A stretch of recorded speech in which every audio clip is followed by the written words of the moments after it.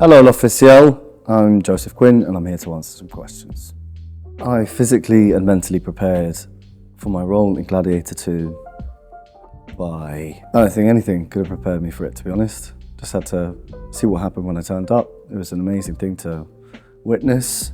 I went to Rome for a couple of weeks and walked around, and that was a lovely way to prepare. Ridley Scott is truly a master filmmaker. It was amazing watching him work, watching him marshal all of these massive moving pieces together to harness them all was a rare experience, and he's a force. Was I a fan of the original Gladiator? Of course I was. It was a seminal film for me growing up. I remember watching it with my stepfather when I was about 11 or 12. Maybe even 13, and being completely transported by it. I remember the performances being incredible. Joaquin Phoenix, Russell Crowe, Oliver Reed. I remember all of them making a massive impression on me at that age. Joaquin Phoenix is definitely one of my favourite actors. Cate Blanchett, Jesse Plemons. Yeah, there's a few who I think are brilliant, and yeah, would love the opportunity to work with. I learned a lot from working with Denzel Washington. He's a legend. Watching him work was an experience. Yeah. What's it like working with Paul Mescal? He set the precedent, which was to work extremely hard, and he led by example. He's a wonderful man, an incredible actor, and people aren't ready for him in Gladiator II. There was a little bit of pressure.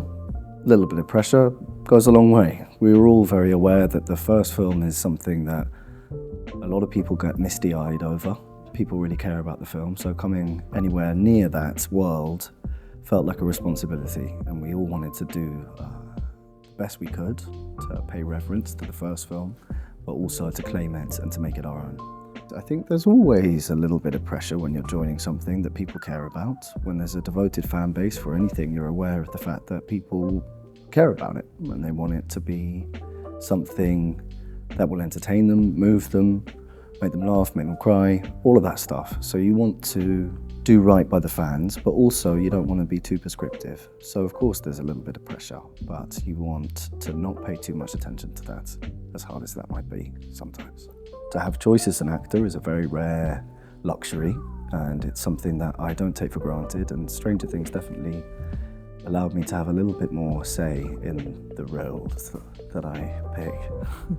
What am I doing to prepare myself for entering the Marvel Universe? That's a good question. I'm setting myself on fire quite a lot. On my balcony, I just get a big tub of gasoline and just douse myself in that. It was definitely my favourite gang out of the Marvel Cinematic Universe.